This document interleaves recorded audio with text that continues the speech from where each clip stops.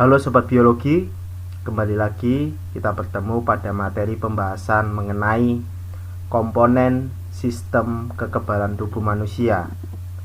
Pada gambar yang kalian lihat saat ini merupakan sekumpulan organ limfoid. Di antaranya ada limpa, spleen, sumsum tulang, nodus limfa, kelenjar timus, dan terakhir adalah tonsil. Mari kita lihat satu persatu organ limfoid tersebut.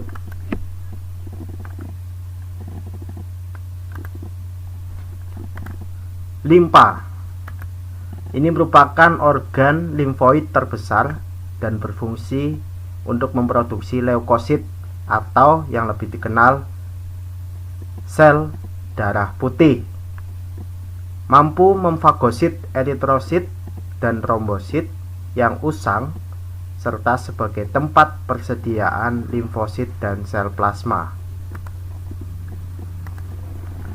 Yang dimaksud memfagosit di sini adalah menghancurkan. Jadi limfa ini mampu menghancurkan sel darah merah dan keping darah yang sudah usang atau tua. Kemudian limfa juga sebagai tempat persediaan limfosit dan sel plasma.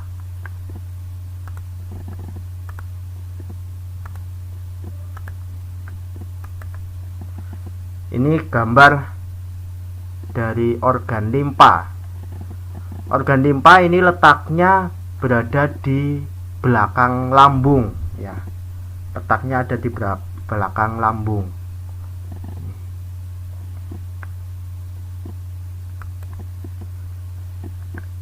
Kemudian kita akan melihat nodus limfa. Nodus limfa ini memiliki peran sebagai filter untuk partikel asing dan berisi sel darah putih. Jika kalian perhatikan dari gambar ini, nodus limfa ini ada hampir di seluruh tubuh, ya.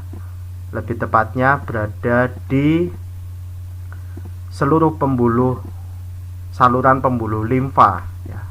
Yang hijau ini adalah pembuluh limfa.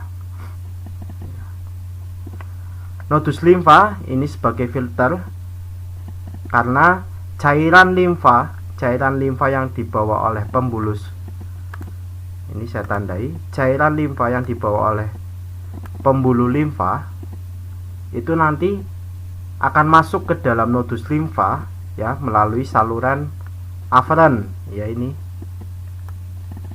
akan masuk melalui saluran aferen.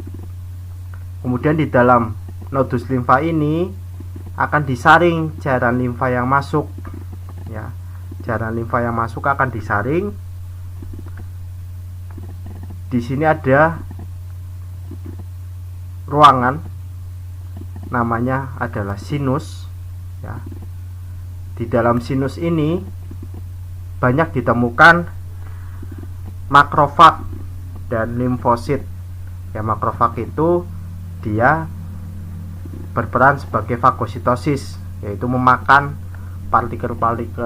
partikel-partikel asing yang masuk, sehingga nanti cairan limfa yang sudah difilter akan keluar melalui saluran eferen dan dikembalikan lagi ke sirkulasi pembuluh darah. Jadi di sini sifatnya nodus limfa sebagai filter, ya, filter partikel asing. Jika ada infeksi yang terjadi di dekat nodus limfa, biasanya akan kelihatan ada pembengkakan di daerah tersebut. Jika terjadinya infeksi dekat dengan nodus limfa, kenapa ada pembengkakan? Berarti tandanya sedang ada perlindungan, ya. Perlindungan yang dilakukan terhadap partikel asing yang masuk.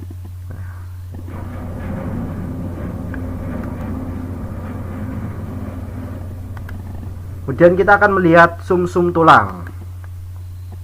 Nah, sumsum tulang itu sebenarnya ada dua jenis, sumsum merah dan sumsum kuning.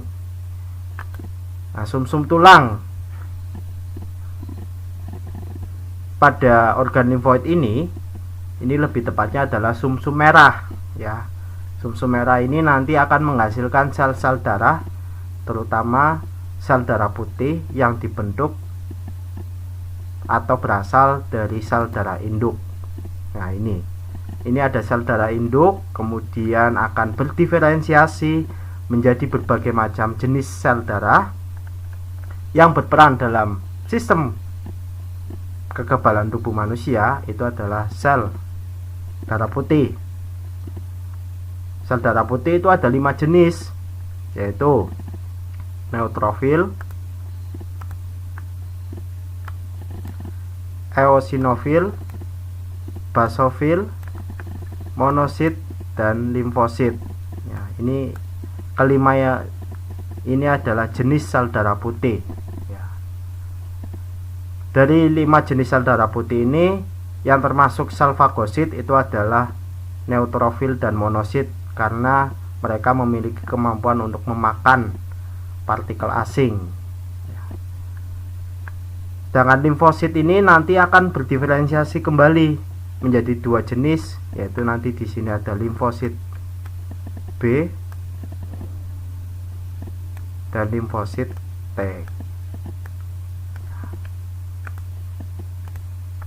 Ini jadi sumsum tulang ini merupakan tempat pembentukan sel-sel darah, terutama sel darah putih yang berperan dalam sistem kekebalan tubuh manusia. Selain itu, pada sumsum tulang sumsum merah, limfosit B ini pematangannya akan terjadi di sumsum merah. Sedangkan limfosit T, tempat pematangannya nanti bukan di sumsum merah, tetapi di kelenjar timus ya. Jadi untuk tempat pematangan limfosit B terjadi di sumsum merah, sedangkan limfosit T tempat pematangannya nanti terjadi di kelenjar timus.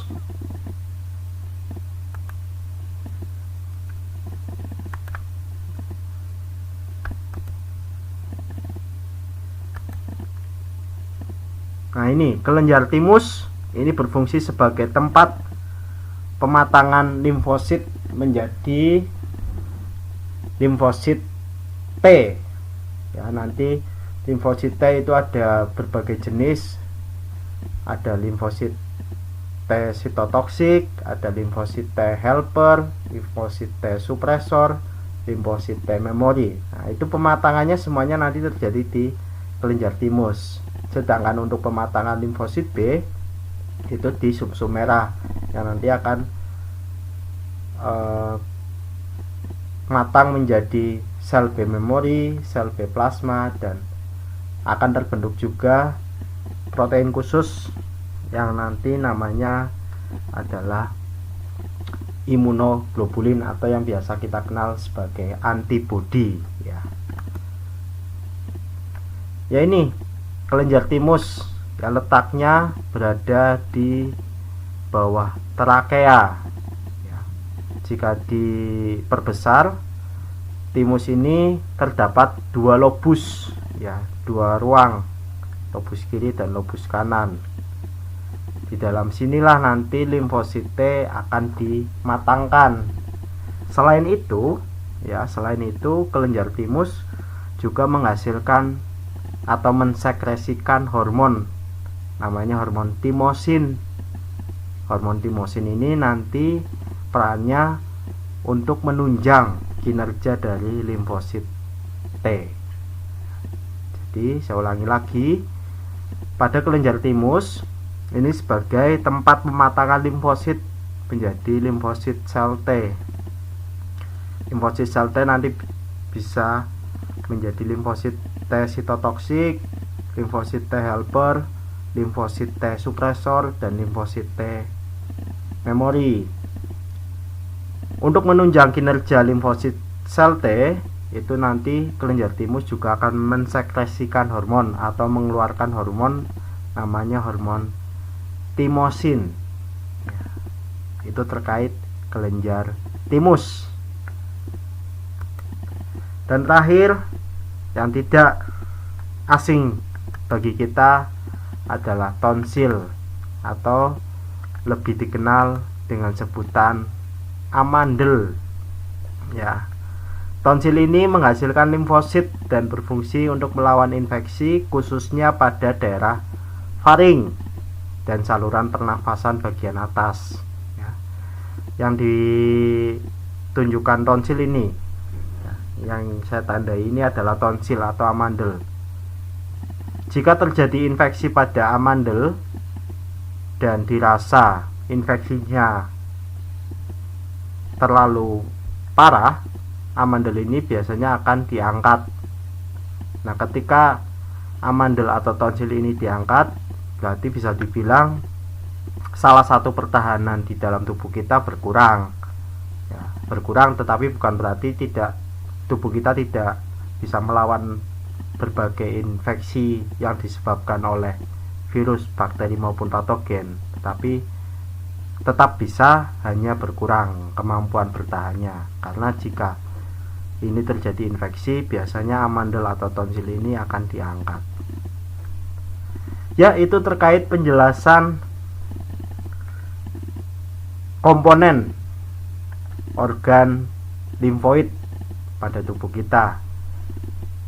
Semoga penjelasan dari saya ini membantu kalian untuk lebih memahami tentang komponen organ limfoid, dan jika dirasa ada pertanyaan mengenai materi tersebut, silakan bisa langsung ditanyakan dalam kolom komentar. Dan jangan lupa, jika dirasa video ini membantu kalian untuk belajar dan mengenal biologi, silakan bisa kalian klik tombol subscribe dan jangan lupa klik loncengnya supaya saya juga nanti akan bersemangat untuk membuat video-video berikutnya tentang pembahasan materi biologi lainnya.